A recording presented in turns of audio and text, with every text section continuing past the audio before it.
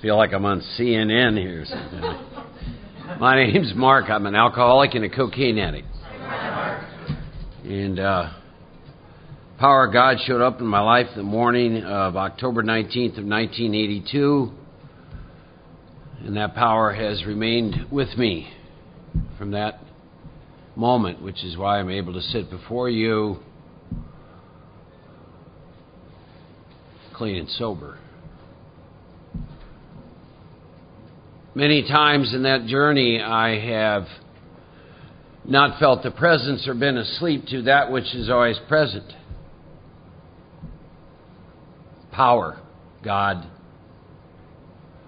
I always find it humorous now when someone says to me they want to get closer to God. We're like fish swimming in the water, and God's the water, and you want to get closer.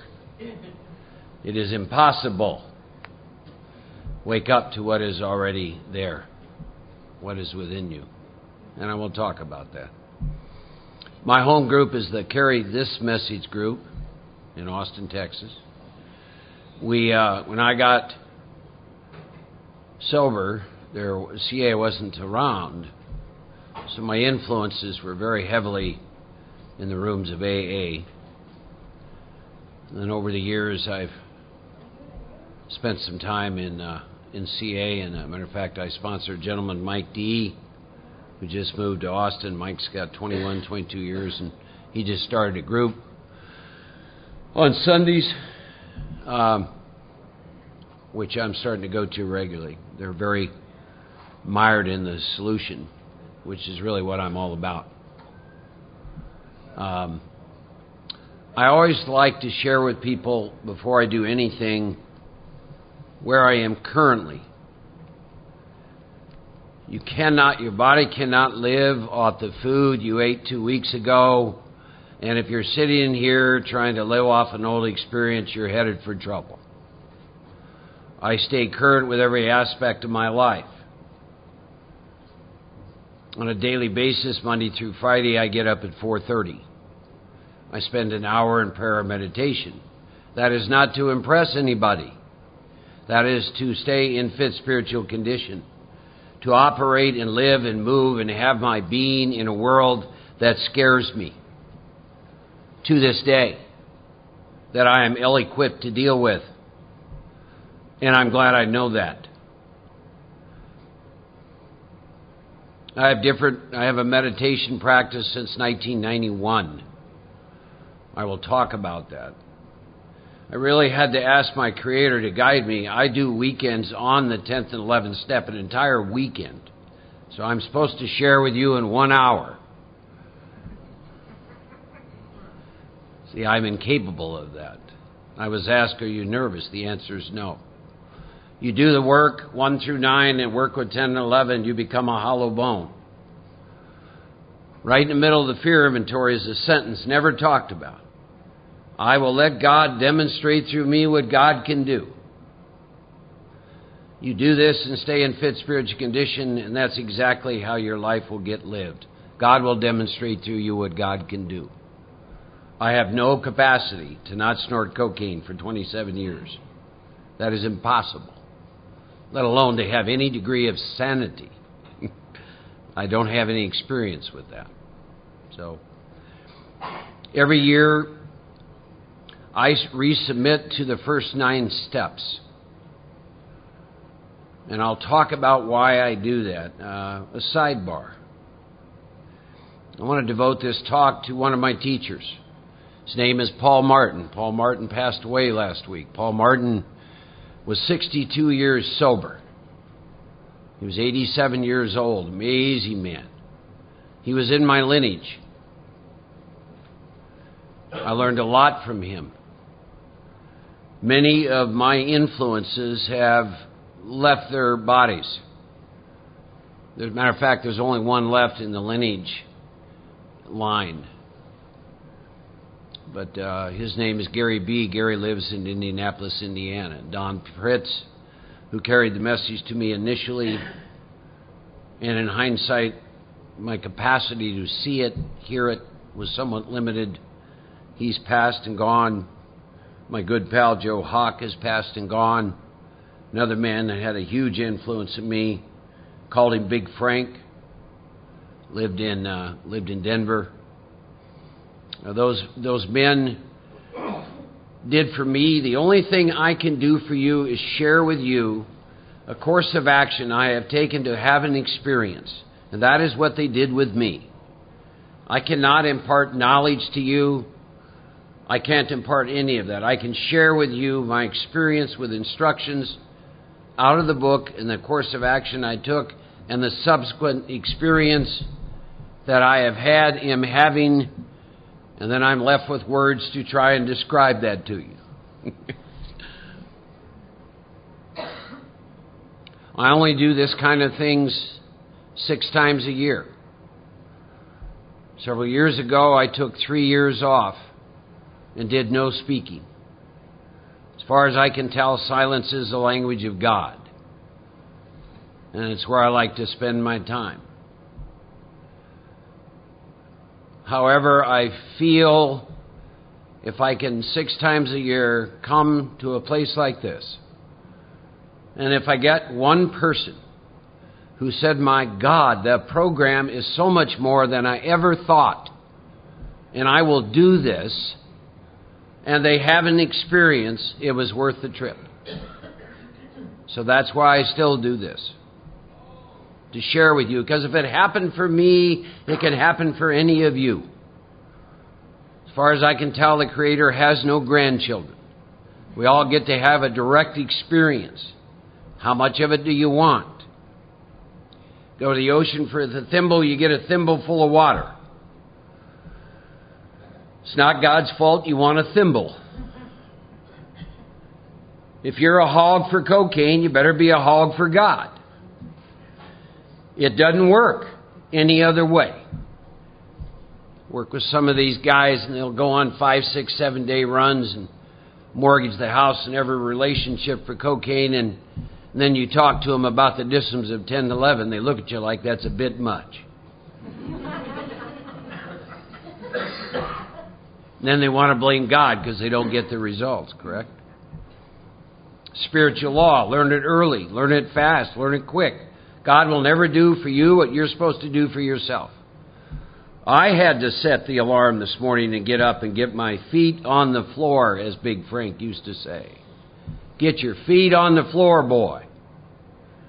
Start that day. Start with the daily disciplines. Upon awakening, do the prayers. Do the meditation.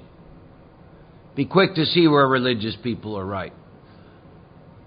10 and 11 is all the juicy, the meat, man. It's what this program's about. 1 through 9 is a launching pad. Without solid work in 4 through 9, 10 and 11 are theoretical concepts which you cannot experience and transmit and take into your life.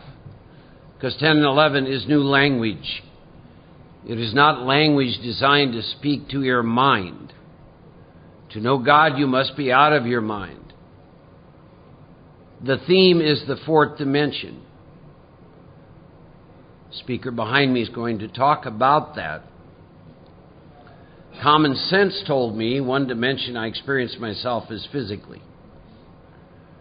I experience myself emotionally. That's another dimension. I experience myself mentally. As my pal Mike says, the little minions. Your eyes popped open this morning, little minions started talking to you. We got to get coffee, got to get this, got to get this. You know, we're supposed to got to do prayer and meditation. They just go. Got to be at work on Monday. Right? When I first started meditating, it felt violent to me. I had no idea I had so many voices. Good God. No wonder we shoot ourselves in the head instead of the foot. It's to stop the voices. See? The thunder of meditation is what I called it. Amazing stuff. So I want to read something which I think says a lot, because if you're going to talk about 10 and 11, you've got to talk about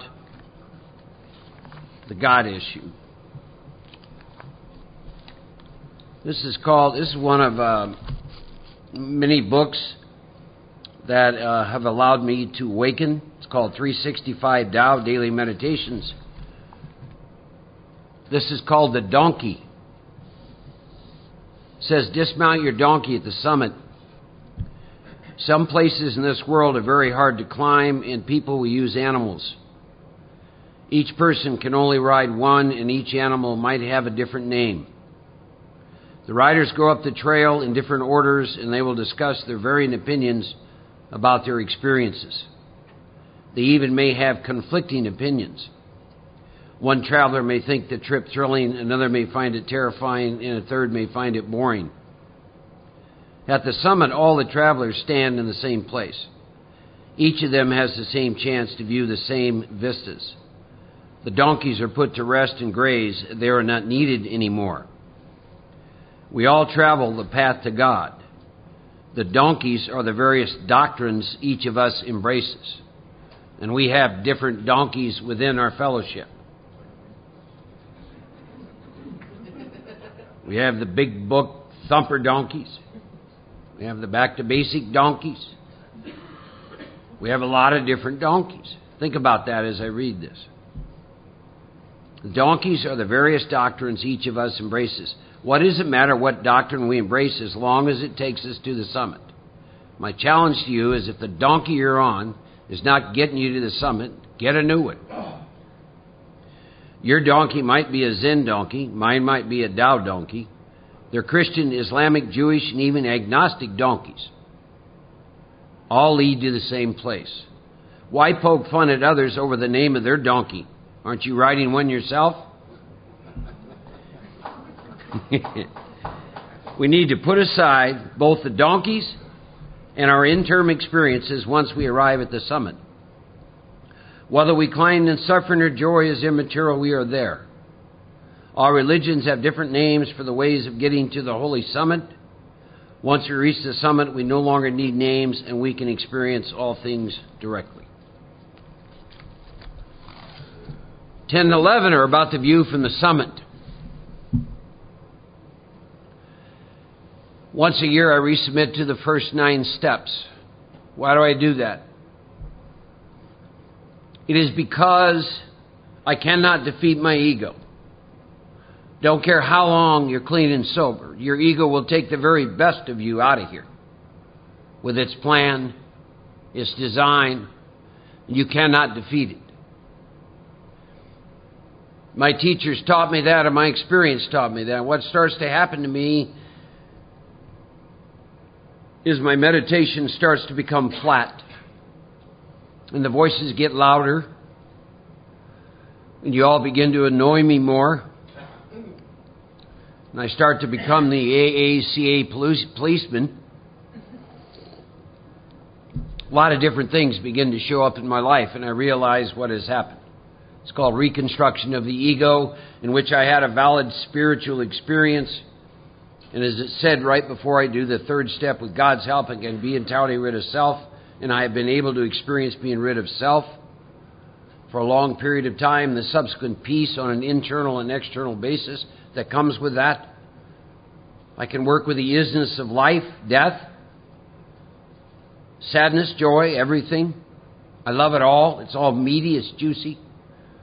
Then I start to get afraid more. So I see what I'm up against. I'm rubbing up against myself, and I cannot defeat that. I cannot pray that away. I cannot think that away. I cannot talk that away. So I resubmit to the process. I start with 4 basic questions. I had 3 men who came to me and said, will you be willing to go through and show us how you rework the first 9 steps in a 30-day time window? I said, sure, since I'm getting ready to do that. So we took 4 questions and we sat with these questions for a week and we wrote out answers to them. And some of you may be wondering, why isn't he talking about 10 and 11? You'll soon see why. First question is, do I want to live? See, for me, to do cocaine is to die. I know how to stay fit, spiritual today. Do I want to live? Do I want to continue to live? Because What I choose to do on a daily basis now is simply that. It is a choice. I am awake today. Do I want to continue to live? And the actions in the core that I take on a daily basis will confirm that. So that was my first question. Because for a guy like me to do cocaine is to die, and I do not mean physical death. When I drink vodka or I snort cocaine, I die the death of everything of any value in my life. I die the death of relationships and friendships and jobs and the ability to drive and money and everything. I destroy everyone in my life who cares about me. So that's what I mean about do I want to live. So I sit with that. Here's what else I ask myself. Second question. Do my actions on a daily basis show that I want to live? Am I immersed in the program, all three parts, recovery, unity, and service? Am I doing my daily disciplines? Or am I just coming to meetings, bullshitting you, telling you what I used to do? Or am I doing that? If you had a video camera on me for a week, would they demonstrate that I'm doing the things necessary to stay in fit spiritual condition? Third question. Do I want what you have and I'm willing to go to any lengths to get it? Important question once you're sober for a while. I am no longer naive. I've done a lot of work with the steps. I am free of this idea that I'm going to rework the steps and the outcome is going to look nice. I have reworked the steps and I have lost jobs and relationships, endured hardship, etc. I know that I'm dealing with real power. I know that I'm dealing with the power of God in my life. And I don't know what that looks like. And when I was sitting back in April, my life's pretty damn good today. I don't know if I want this apple cart upset again. Not quite sure. Got to sit with that question. Because you are dealing with real power. CA, the big book, this is not a program of self-help in which you get and keep yourself clean and sober. This is a program in which you're designed to get in touch with a power greater than yourself, which is closer than breathing, which will guide and direct you the rest of your life. It is about real power that you take into every area of your life and all your relationships and into work and your capacity to love and be of service, to be a friend, to be a mother, to be a father. That's what this program's about. Just not do drugs. Bullshit. Shit, if that's all this room gave me, you'd have someone else up here. I was a hog out there. I got to be a hog in here. See, I can't go one way or the other with it, right? So do I want what they have? Am I willing to go to any lengths again? Fourth question is, am I willing to resubmit to the process of 1 through 9? Yeah, we sat with that for a week. We met. We spent about 4 hours reviewing the first 3 steps. Looking at the craving of the body. Is this me? Does this happen to me? When I snort a line of cocaine, do I have power, choice, and control over how much? Yes, I see it. The obsession of the mind. To me, one of the most misunderstood parts of the book. That part of me that I will commit the most insane act of my life, stone cold sober. And that is that my mind at certain times will convince me to drink or do drugs, and I will act on that on my power. And I see that. That is not a good feeling. At my very best on my power, I will use again. That is my experience. There's nothing good about that feeling once you wake up to that. Too much focus on what happens once it's in my body. Put the focus on when it's not. Put your focus there. Looking at my current unmanageability. Current unmanageability, not old stuff. Using page 52 as the criteria.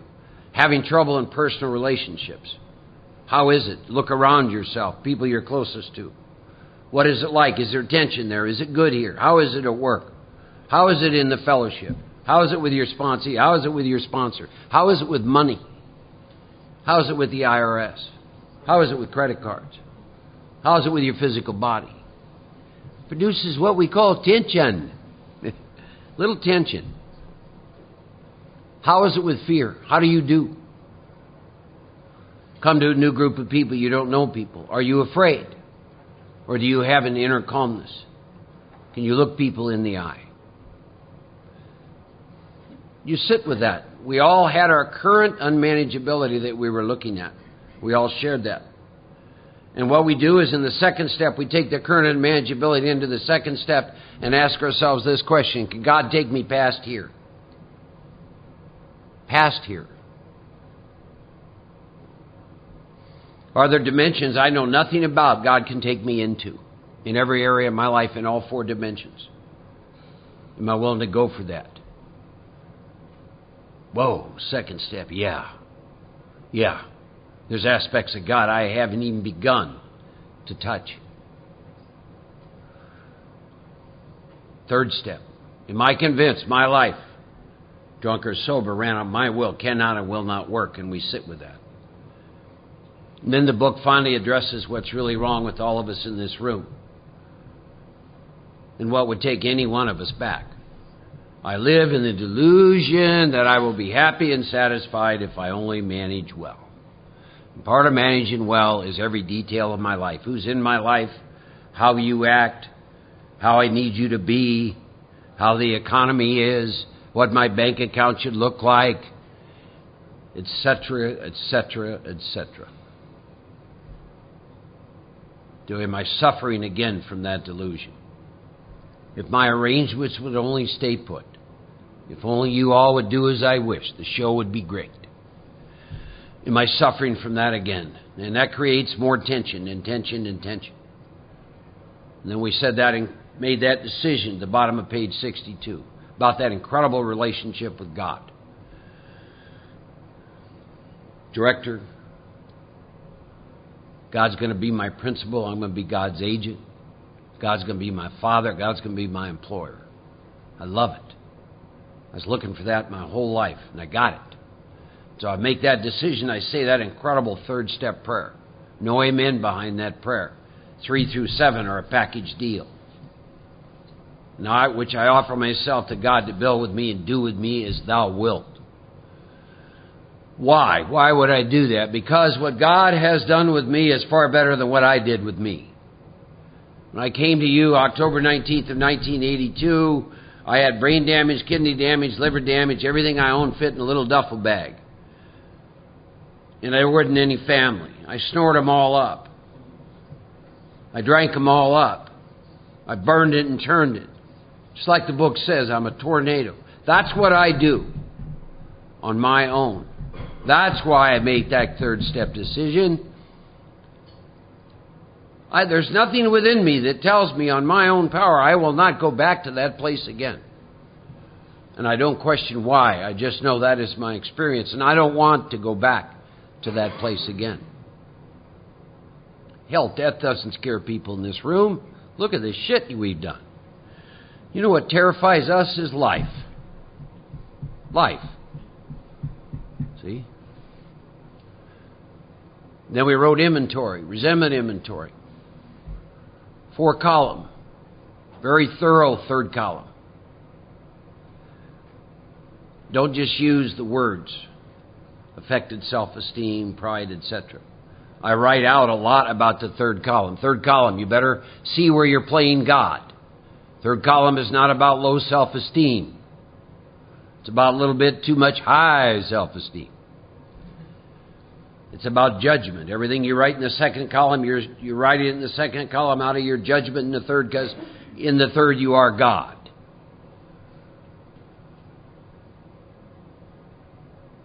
Quick example. Employee. Guy known for a while. Direct report to me. Second column. Acts like a child. Sulks when given direction. Needs to grow some balls and grow up. I love writing the second column. Boy, I don't pull any punches and I don't pretend I'm nice, because I ain't. And you got that going on. Get rid of that one. This is not a group of nice people when you're writing inventory. No. Self-esteem. Oh, I know what else was in the second column. If he'd be doing 10 and 11, he wouldn't be acting like a child. Third column, self-esteem. I'm a step worker. I'm in fit spiritual condition. I'm a man with balls. I'm a man of integrity. My self-esteem stuff. Pride. No one should see that I've hired someone who acts like a child. See? You're still trapped in that delusion of getting who you are from outside yourself than how others think you give some value to. This program hopefully will do for you what it did for me. My entire sense of self is derived from the inside out. What does that mean? It means you can add to my life, but you can't take nothing from me. Ever. Including your absence. You can only add to me. Ambition. Ambition is where, what do I want? I want him to be a grateful, dutiful, respectful employee. Follow my direction at all times. Act like a warrior. Surrounded by Indians, shooting him with arrows, and he's taking it like John Wayne. I want no trouble. I want him to learn everything it took me 18 years to learn in 1 month, so that I don't have to spend my time training him. See, I ain't a nice guy either, am I? See, I didn't see any of this till I started writing inventory. Like security, what do I need to be okay? I need him to act this way because I've sponsored him. And I won't look good. See? Ooh. Need him to be successful so my business is successful. Because if my business isn't successful, I don't exist and I'm fighting for my life. One little piece of inventory and I'm fighting for my life and I see it. Personal relations, belief systems about men. Men act like men, not children. Men are respectful of their elders. Sex relations, belief systems about women. Women don't like men don't have balls. Who are weenies. Women like real men. John Wayne's. Carry the load. Suck it up, you know. Money, I am my money. See? That's my third column. This is a guy I've known for 11 years. We rode many trails together. I'd go in the foxhole with him. This is the shit I'm up against. Almost 27 years sober. See? And that was one of 7, 8, 9, 10 pieces of inventory I write. You see my fourth column coming off that kind of writing in the third? My stuff's all over the page, isn't it? One of the most powerful lines today that I work with in the 10th and 11th comes to me from all of Mark's troubles or Mark's own making. And I take that into 10 and 11. They're a framework for 10 and 11 because that's where all my power comes from. If there were any troubles in my life that were not of my own making, then something outside of me has to change in order for me to get better. And there's no power in that. No power whatsoever. So we finished those inventories, the fear inventory we just wrote on our basic fears, the ones we were dealing with now.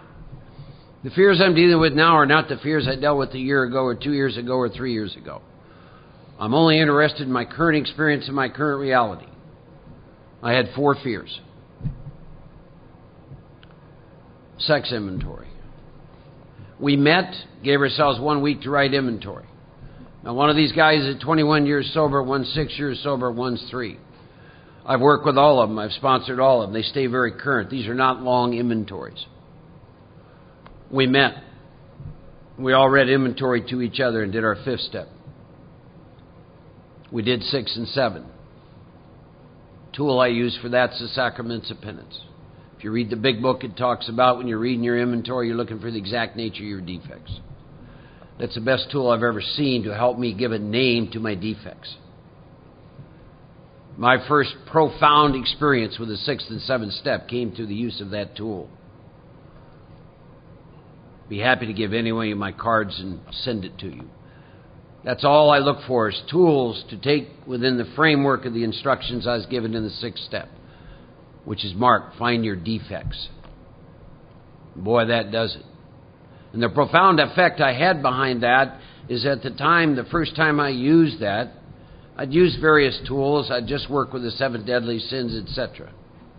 But I didn't have any real inner connection or experience with my defects. And through the use of that tool, I saw how I fell short, and I fall short every time. And if that is true of me, I love God, first and foremost. And if that is true of me, that is true of all of us. Then who am I to sit in judgment? You and I are equals in every sense of the word. And I felt it and I saw it, and to this day that has had an impact on me. Then we made our list of amends, and I went out and made the amends. Sat down and I cleaned it up. Now my pals, we don't go around eggshells around each other. You know, so when I sat down and I cleared all that up. Now what happened? Now I come up to the 10th step. I told you I was going to talk about 10 and 11. See, I did a 12-minute meditation before I came here. I don't know what you need. You needed what has been shared up to this point, though. I can tell you that. Why do I know that? Because that is what has happened here. Now I come up to the 10th step, and now the 10th step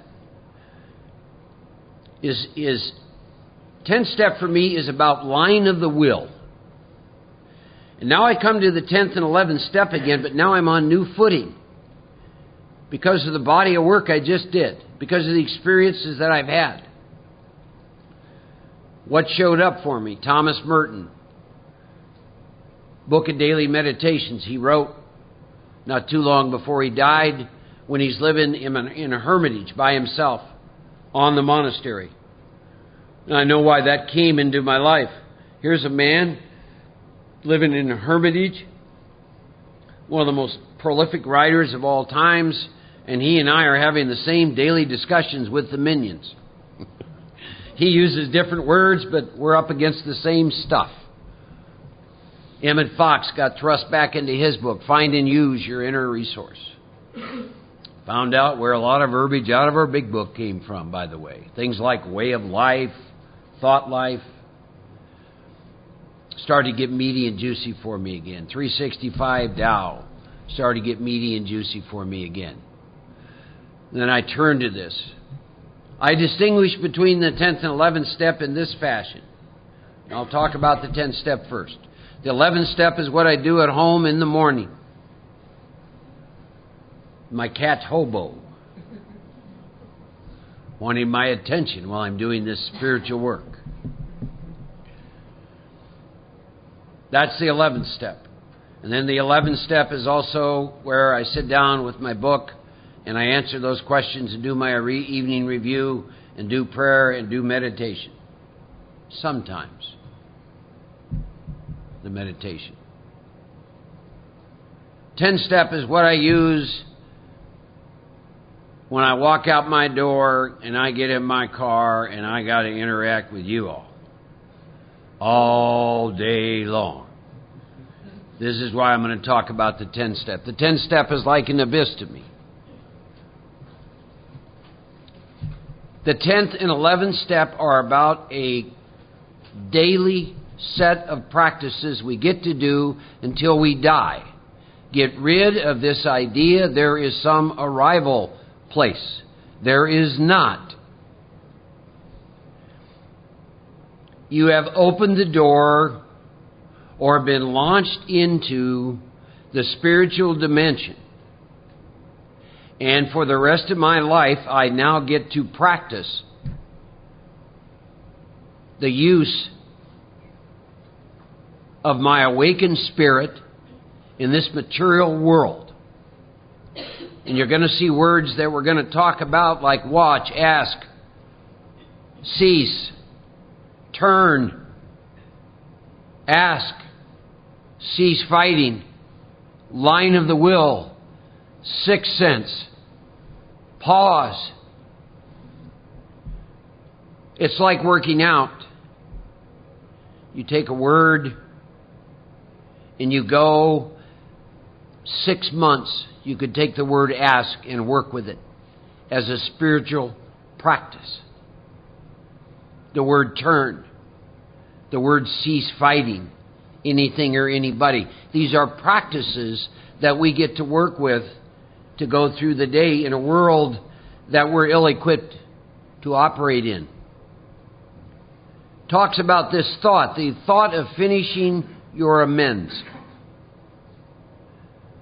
On that note, your capacity to practice, experience, live 10 and 11 is greatly enhanced as you move through the amends. My experience with that is, here is why. There is the idea that there is nothing but oneness and only the illusion of separation. The experiences I have confirmed that is probably true. If I have unfinished amends or I have resentments and God is in you, then I am blocked, aren't I? And that is why move through amends. Do not fall prey to a standard party line of finish 25% of your amends. Always remember, I always tell people all the time, I don't care what your sponsor says. What does the book say? What does the book say? What does the book say? Don't ever let anyone read your big book for you. Book said in the 8th step, I made a list of all persons. Do you think that means all? Probably. It's back to the thimble. Do you want a thimble or do you want more? I work with all. Takes a long time. That's okay. Your capacity to practice 10 and 11 is greatly enhanced as you move through the process of amends. As you pay the money back, as you clean it up with family, past employers, male friends, female friends, going back as far as you can remember. High school, 7th grade. I went back to 7th grade teacher. Made amends for being such a pain in her ass. In 7th grade. Why would I do that? Because it was blocking me. Because what I did wasn't right. She was trying to help me. And of course, when you go to make that kind of amend, it never is what you think it is. So remember that. This thought then of going through the amends brings me to step 10. It suggests I continue to take personal inventory and continue to set right any new mistakes as I go along. This is about being awake during your day. This is about going maybe in to get a cup of coffee and maybe you're real short because they're real busy. They're not getting to you fast enough because we all deserve our own lane. And you're awake enough to realize that and you turn and you say, I apologize.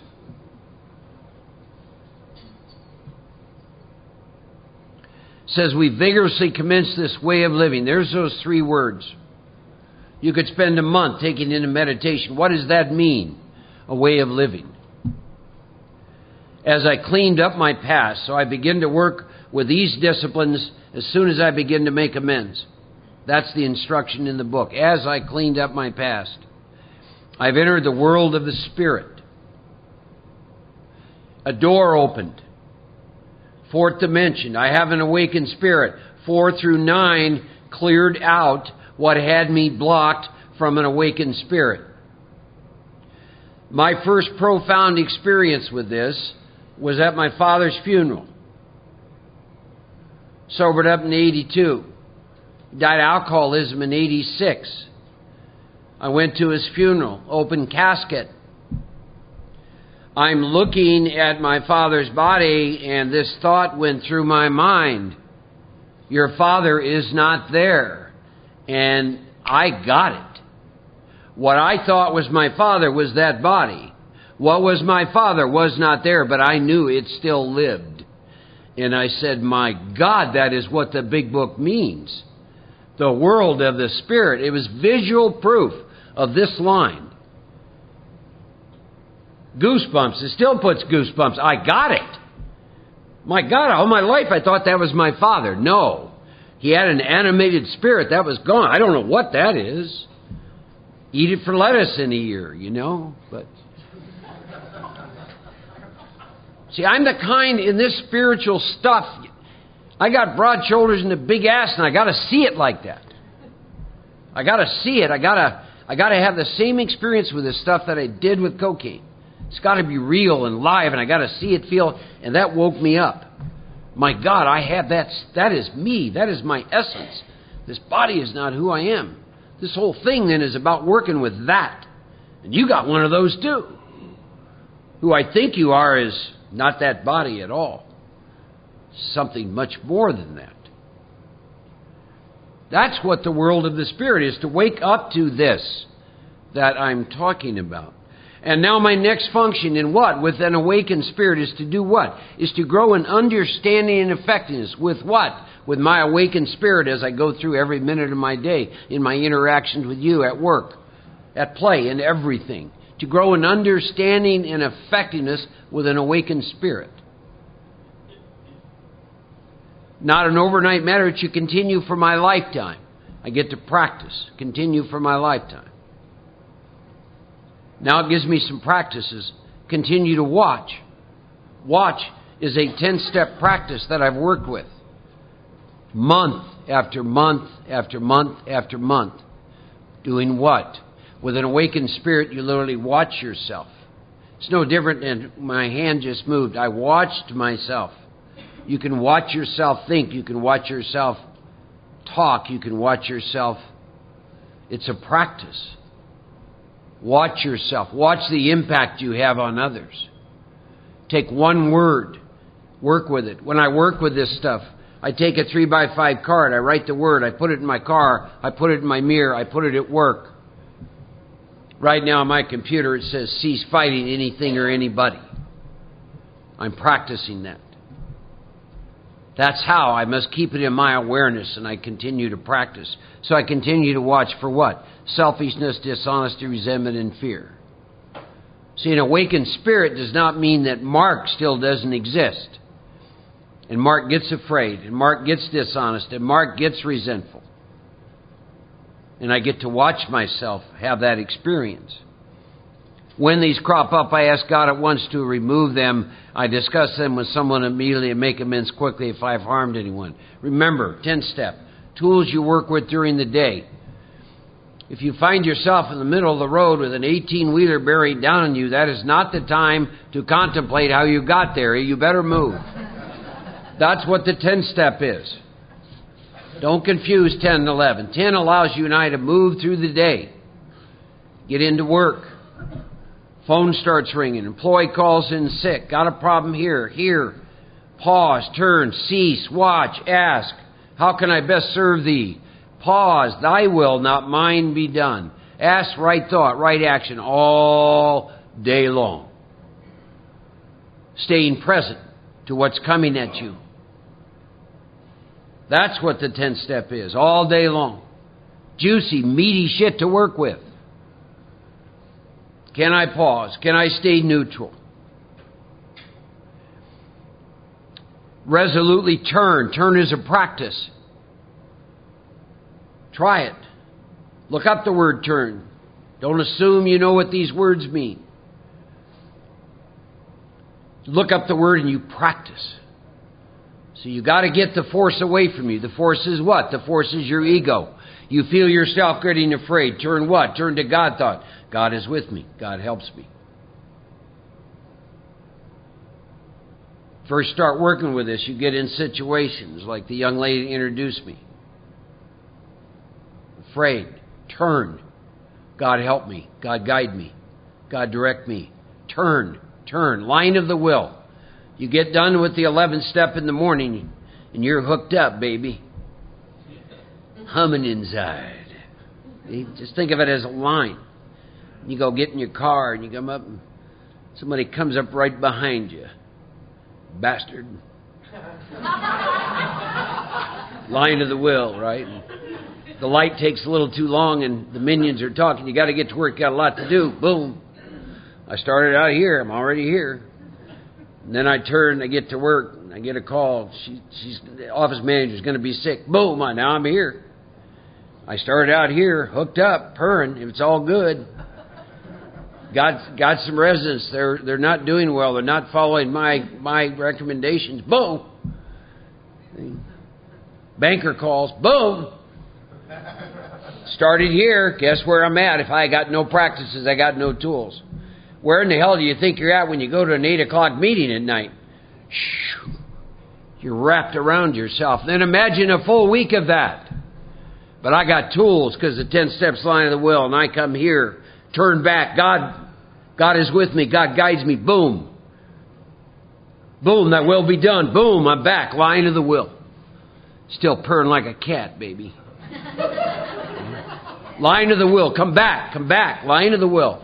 Practice. Turn. See? That's what 10-step tools are all about. All of this. All day long.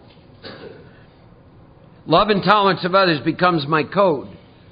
Without doing the work in 4 through 9, you have no capacity to practice this. Why? Because the world's got assholes in it. Love and tolerance is my code. The more asleep people are, the crazier they act. Whether it's in a car or wherever, love and tolerance. You can't practice that with an intact ego. This needs to bring compassion, see? I've ceased fighting anything or anyone, even alcohol, even cocaine. Cease fighting anything or anyone. My God, what an incredible practice that is. How do you translate that? It means let people be who they are. Having whatever experience they're supposed to have, and quit concerning yourself so much with what you think you need from them. Cease fighting anything or anyone. Incredible practice. Awesome practice. You just sit with that. See, when you first start practicing, here's the first thing you're going to notice. How you fight everything and everyone. That's the starting place for the practices. I started working with turn. By about 3 in the afternoon, I realized I hadn't turned one time. See, it starts with how much we are asleep. How we fail so bad. It starts there. I still remember pausing, agitated or doubtful. Shit. I was into my amend before a pause even occurred to me. Practice, practice, practice, practice, practice. I don't know what some of you do for a living. Whatever it is, it takes a long time to be good at it. That is true of this too. But again, how much of it do you want? I've ceased fight anything or anyone. Here's why. Because for this time, sanity will have returned. That is the definition of sanity. Can you work with the isness of life? Doesn't mean you always have to like it. Can I work with it? That's what cease fighting is.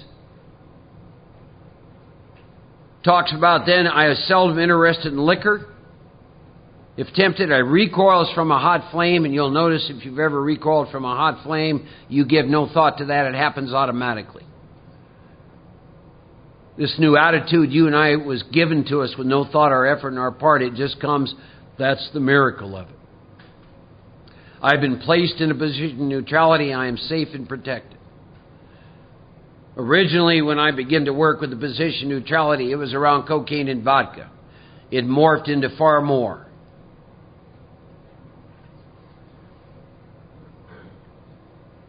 I didn't even swear off. The problem's been removed. What problem? The obsession that I had with cocaine, self-will run riot, selfishness. Selfishness is the reason for relapse. The manifestation of selfishness. That's what has been removed as a result of the work in 4 through 9. With an intact ego and selfishness in place, it is impossible to experience the fourth dimension. That is my experience. That's the great question in the 10th step. Is that yours? If it's not, go back. See what you missed. Do you have unfinished amends? Do you have unwritten inventory? Are you doing anything with meditation so you can lose your identification with your mind? I'll talk about meditation from a standpoint of between my 9th and 10th year, I wound up in a nut house, kind word for a psych hospital. And a lot of that had to do with my identification with my mind and its incessant chatter. And my avoiding the instructions in the book about meditation. So if some of you want to have my experience, you can. However, I wish to share with you there's another way. By the way, One of the reasons I still do things like this is for this reason and this reason alone. I have gone through intense suffering in my sobriety at various times because of what I didn't know and what I wasn't doing. And if I can help any one of you to not do that, I want to do that. Do not wait till you're 10 years in this program to start a daily meditation life. Do it now, so you don't have to go to the nut house when the minions drive you wacko. It's not necessary. If you haven't gone back and revisited 1 through 9 in a long time, please do, because of a phenomenon called reconstruction of the ego. Let my suffering and what I didn't do be enough for you. Don't do your own. That's why I share what I do. You don't have to go through what I went through. God will not interfere with Mark's will. It has been said, one of God's greatest gifts to you and I is free will. If that is true, and I'm pursuing a course of action that has very little to do with spirituality, would God interfere with that? Absolutely not. He would be interfering with the gift that was given, or she, or whatever it is.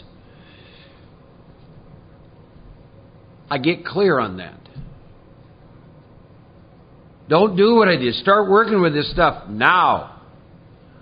Watch it change your life. Watch it revolutionize your life. To allow you to do life with everything life gives you. Which is what? The full spectrum. Fabulous times with people you love and care about, and then their death. Prosperity and not. That's life. These tools allow us to move and function in that with a degree of grace and dignity, in a sense that all is still well, and to be able to help others. It says, this is how I react so long as I keep in fit spiritual condition. How many of you have relapse history? Raise your hands. Relapse is about not being in fit spiritual condition. Steps 1 through 9 put me into the area where I can begin to practice what I need to do to stay in fit spiritual condition. And I believe in 1 through 9 a lot of grace operates. But at some point in time, I don't know how much of that grace stays intact once you know what you're supposed to be doing. There's nothing complex about relapse. The book just said, Mark, if you relapse, it's because you were not in fit spiritual condition, and it's told me how to get there and how to stay there. Everyone wants to come up with all these profound reasons why they relapsed. This is my experience. And I've worked in the field of substance abuse for 19 years. There's such a thing as reincarnation. I wasn't a good person in the last one because I get chronic relapsers to work with as my punishment.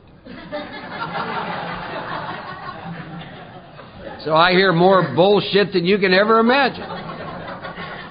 But when I sit down and quiz them, most of them have not done anywhere near enough work with the middle steps. A bunch of them have unfinished amends. Very few ever did shit with 10, 11, and they were too selfish to sponsor. And then they wonder why they're not in fit spiritual condition, why they relapse. Well, it's a mental condition. No, it's not really. It's a spiritual condition. If you believe the book. See, here's the other idea you must get rid of. This says that I stay in this position of neutrality if I'm in fit spiritual condition. Is God a part of that? Yes. But I was shown a course of action. So that means that my involvement on a daily basis to stay in fit spiritual condition is very much a part of why I'm sitting up here clean and sober. It isn't all just about God. Mark has involvement in this. To do what? To stay in fit spiritual condition. To stay in this position of neutrality. It says it's easy to let up in the spiritual program of action and rest on my laurels. Laurels is what I did yesterday. Don't be living off an old experience. Share from what's current in your life. How many of you got over 5 years? Raise your hands. There's a few of you. Don't ever be afraid to share your shit. You know, you get this time, all of a sudden you're this spiritual guy. I hear some of these guys with a long time, I think to myself, they don't even have to go to the bathroom anymore. They're that involved. They're that evolved. I just shared my inventory with you. That's the best I come up with at 27 years. That interesting piece I just went over, where I wanted him to grow balls. See, I'm aware of that. See? People I'm accountable to. They know my current stuff that I'm up against. I'm headed for trouble if I do, for cocaine is a subtle foe. I'm not cured of alcoholism or cocaine addiction. What I'm given is a daily reprieve contingent on my maintenance of my spiritual condition, period. Doesn't say a damn thing in there about your relationship with God, does it? Or how many times you prayed today. Or how skilled you are in the art of forgiveness. It says, I have a daily repeat contingent on the maintenance of my spiritual condition. And 10 and 11 tell me how to do that. This is not complex. Keep it simple. 10 and 11 tell you and I how to maintain and grow within this spiritual experience. Now you get more instructions to use in the 10th step. Every day is a day when I must carry the vision of God's will into all my activities. How can I best serve Thee? Thy will, not mine, be done. Another practice. The will of God is not complex. It is very simple as far as I can tell. Many spiritual teachings from Native American to Christian to Muslim to Buddhist pretty well, I think, tell us. It's simple stuff. I read one the other day from... It was a thing about tidbits about Texas, and there's this little bar in Texas, and they use Texas words to describe the 10 Commandments. Things like, don't take another fellow's wife. Don't be gossiping about your neighbor. Will of God is not complex stuff here. And it's in my very DNA.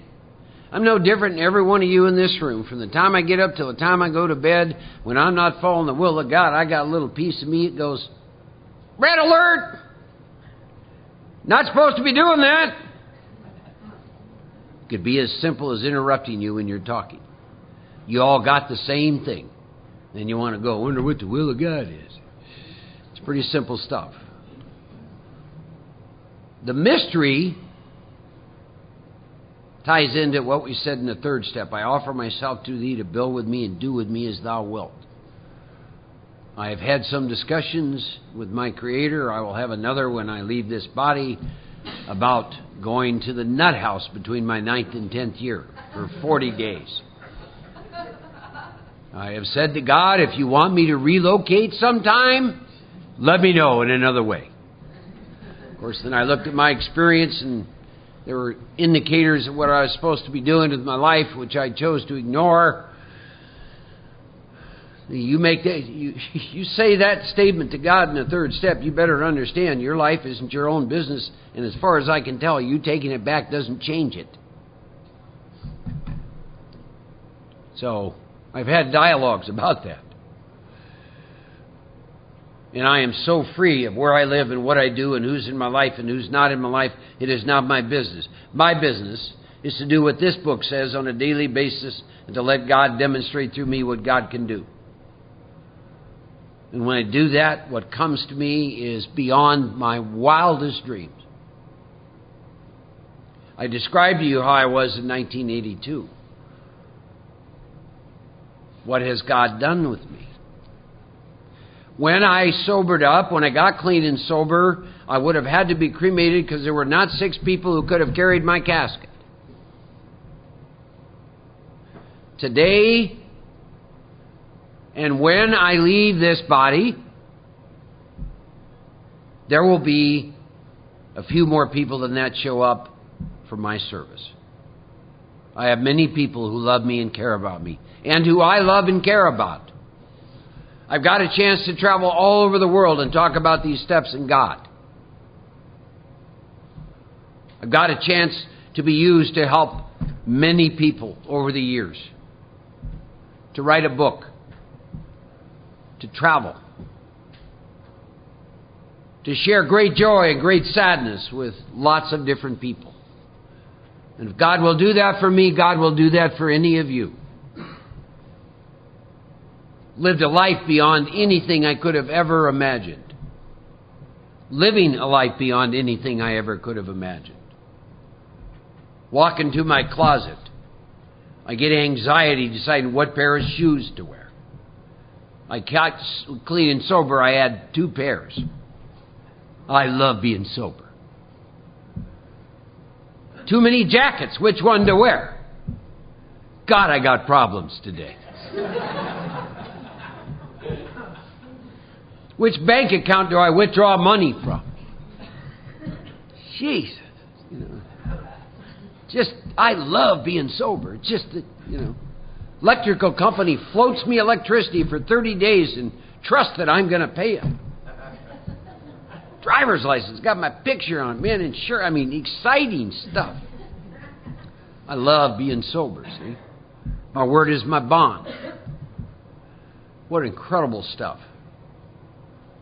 See, don't miss this stuff. How can I best serve thee? Thy will, not mine, be done. These thoughts must go with me constantly. It's a practice. I can exercise my willpower along this line all I wish. It is the proper use of the will. I said to you that the 10th step is about the line of the will. These 2 sentences, pay attention. I can exercise my willpower along this line. There has been a line that has been discussed, hasn't it? A line of neutrality. A line of cease fighting. A line of watch, ask, turn. A line of fit spiritual condition. A line of how can I best serve thee? It is the proper use of the will. Isn't that funny? In the 3rd step, I turn my will over to God. Why? Because I cannot trust it. And in the 10th step, I'm given back and I'm shown there's a line of the will. Talks about I've been receiving strength, inspiration, and direction from Him who has all knowledge and all power. Is that your experience? Strength, inspiration, and direction. If I've done what? The work in 1 through 9. Move through the amends. The disciplines of 10 and 11. God is a God of power. Bring a God of power into the rooms. Not this whiny bullshit stuff. Well, I want to talk about my fears today. It's just horse shit. Hell, if you're a new person, what would attract you? Power. Good smell and cologne. Dressed appropriately. Power, though. See? Start bringing a God of power into the rooms, into your sponsorship, into the book, into your life. See? Amazing stuff you get to wake up to.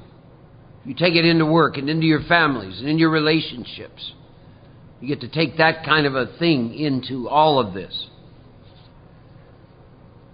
If I've carefully followed the directions, I begin to sense the flow of God's Spirit into me, and I can add to that and out of me. To some extent, I become God conscious. I begin to develop this vital 6th sense. 6th sense. What does that mean? Be going along, 6th sense says call.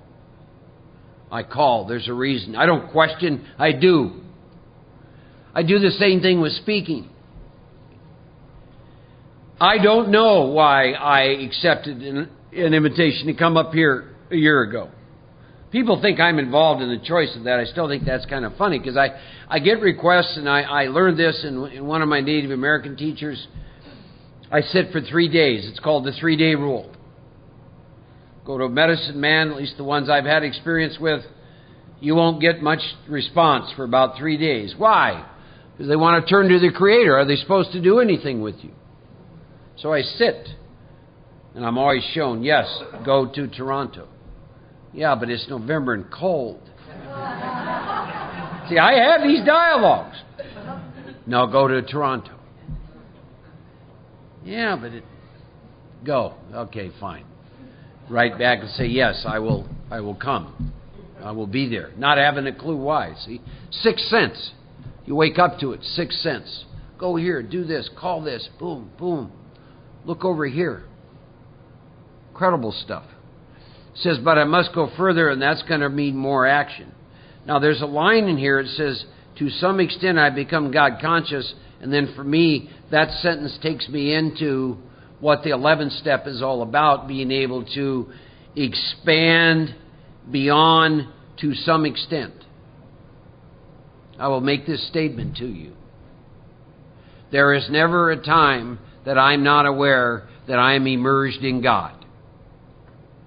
I stay immersed in God all of the time. And if that can happen for me, it can happen for you. There isn't nothing special going on up here, ladies and gentlemen. I just didn't want to take a thimble to the ocean. I wanted the biggest container I could get. Because life left me empty, loaded or sober. And I saw that. There was either going to be a lot of God consciousness in me or a lot of whiskey and cocaine. Period. And I saw that and I got that. I saw I was ill-equipped to operate in this world. Regardless of how successful I had been at times, I am ill-equipped. I don't know why. I don't care. Alcohol and cocaine allowed me to be equipped. And then it didn't. So I'm left with God consciousness. And the work in 4 through 9 take me to the place where I can start to wake up to it and grow within it and have it grow within me and be able to transmit to you. You will transmit what you have. You cannot transmit what you don't have. Step 11 suggests prayer and meditation, two very separate things. By the way, my experience in the rooms around meditation, kindergarten. Want to learn about meditation? Go talk to a Buddhist monk who's been meditating 30 years. Pick up these incredible books that are out there about all these practices. We're kind of like Sandlot in terms of learning about this stuff. On that note, I have followed the instructions of the 11th step of being quick to see where religious people are right. Make use of what they offer. I have done that along with and never instead of. I've watched people pray themselves right back to dope.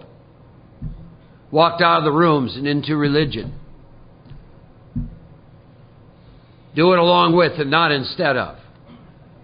I've had many influences, many teachers along with, not instead of. Native American, Buddhism, Order of St. Benedict, Self-Realization Fellowship taught me about meditation. Native American connected me with Mother Earth again. Order of St. Benedict connected me with you, with God at a profound level. All these incredible disciplines. Do it along with and never instead of. I was awakened and brought into the rooms and given this. This. I don't need to improve upon it. My teachers, Paul, who just died, Don Fritz, Big Frank. This is how simple it is. When they died with all that sobriety, I noticed they still had a home group and a sponsor. And they liked to rework 1 through 9. And they had a whole bunch of whiny, snivelly sponsees. And they worked with meditation. And their libraries were full of juicy stuff from Emmett Fox to Paramahansa Yogananda to Wallace Black Elk to... And they're always looking for two-headed giraffes, you know. Just why? Because the world spirit is so broad. This is not complex. They did a lot of stuff, but they all did it along with and never instead of. Watched two guys got so immersed in meditation, one day their head said that the meditation had cured them of the phenomenon called craving. They thought they would try that. One of them burned his house down after about 3 months. Don't have a clue what's going on with the other one. Talks about better men than us are using it constantly. By the way, whenever the Big Book uses the word it, see if you're awake to what it means. It says it works if I have the proper attitude and work at it. And the proper attitude is discussed on page 55, and it has 3 components. I lay aside my prejudice. The word prejudice means your preconceived belief or opinion. About what? Everything. When I woke up this morning here, everything that happens from the first breath to the last, I have never been in or experienced before. Some of you who I've met before, I don't know you now. It is so new, so fresh, so meaty, so juicy, it renders me speechless most of the time. But you got to be awake to understand what I just said. God, you don't get no better. Never been in this now before. See? Oh, and bored. No, you're asleep. Dreaming you're awake. If you think because your eyes are open you are awake, you are wrong. It's one of my favorite phrases. I went through most of my life asleep, dreaming I'm awake. Thinking I'm making choices. I didn't have a single say in any of my programming from birth to about age 10, and that fuels most of my choices, but I want to sit and look at you and telling you I'm making choices. Sound asleep, dreaming I'm awake. This process woke me up. And then they give the instructions for evening review. Why evening review? To see if you use the 10th step during the day and are you awake to yourself and to your life. That's why you do the evening review. Constructively reviewing your day. When I review my day, I do it from the last thing I did back to the morning. Close my eyes. Sit. Was I resentful? Boom, boom. Selfish, dishonest, or afraid. Close my eyes. Go back. Here. Do I owe an apology? If I kept something to myself, which should be discussed with another person. Kind and loving toward all. Go back through the day. Kind and loving toward all. What could I have done better? Go back to kind and loving toward all, the maid. Walk out of my room. Go up and do eye contact with her. Give her $5. Thank you for cleaning my room. I appreciate you. Boom. Practice. I couldn't do that when I was brought to this. The minions, we were talking. I didn't even notice the maid. Minions, they had shit to say. We had places to go. We were concerned about ourselves. You all know what I'm talking about. Some of you have been here with me and you've heard 3 sentences because the minions. Jesus. Is this guy ever going to quit talking about this shit so I can go eat it? Nice for him. God damn it, it'll never work for you. Get through all this horse shit, we'll get to the Jeopardy game. Whatever. That's how it rolls. See, and you start to have fun with yourself and laugh at yourself. A couple other things, and we're gonna close. I will get a daily meditation life. For God's sakes, get one. I still laugh. I was asked to do going to monasteries, by the way. If you haven't had that experience, go do that. But I was asked to do a weekend on the 10th and 11th and 12th step at a monastery in California. And this is how asleep we are. This is a group of about 30 people. They're asking me to do Now, they've been doing retreats at this monastery for 12 years. If you ever want to know why we do the disciplines of 10 or 11 and do things at the set time, go to a monastery. And you will observe at a monastery they do everything at the set time. 365 days a year. They taught me the value of discipline. That's why Monday through Friday, 4:30 a.m., my feet are on the floor. Because in times when the minions don't want to do it, my feet are still on the floor because it's a habit. They taught me to find God in the pots and the pans, in my dull, boring, mundane, repetitive life. Wow. In washing dishes, in making toast. Find God in the pots and pans. They taught me all those things, and so we're in this incredible monastery. They taught me the sacredness of all things, everything. Incredible how it looked. Said to a monk, tell me about that. And he said, what is not of God? So we handle everything as though it is of God. Woke me up to something again. And I said to him, the irony of you asking me here to do a weekend with you on the 10th and 11th step is you've been coming to a monastery for 12 years, which, without a word spoken, should show you the value of the strict spiritual disciplines of the 10th and 11th step. So I said, I'm only going to do 3 45-minute sessions. And I just want you to experience what goes on in this monastery. And you pick set times to do things, and you do them, regardless. I want to close with this. It's called practice. Spiritual success is gained by daily cultivation. If you practice for the day, you have won. If you are lazy for the day, you have lost. Self-cultivation is the heart of spiritual attainment. Gaining insight and ability is not a matter of grand statements, dramatic initiations, or sporadic moments of enlightenment. Those things are only highlights in a life of consistent activity. Whatever system of spirituality you practice, do it every day. If it's prayer, then pray every day. If it's meditation, then meditate every day. If it is exercise, then exercise every day. Only then will you be able to say you're truly practicing spirituality. This methodical approach is reassuring in several ways.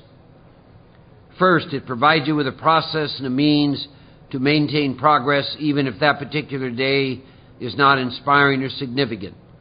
Just to practice is already good. Second, it will give you a certain faith. If you practice every day, it is inevitable you will gain from it.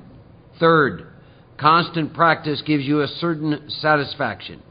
How can you say to yourself you have truly entered a spiritual path unless you can look back on years of daily practice and take comfort in the momentum that it has given you? God bless you all. I love you.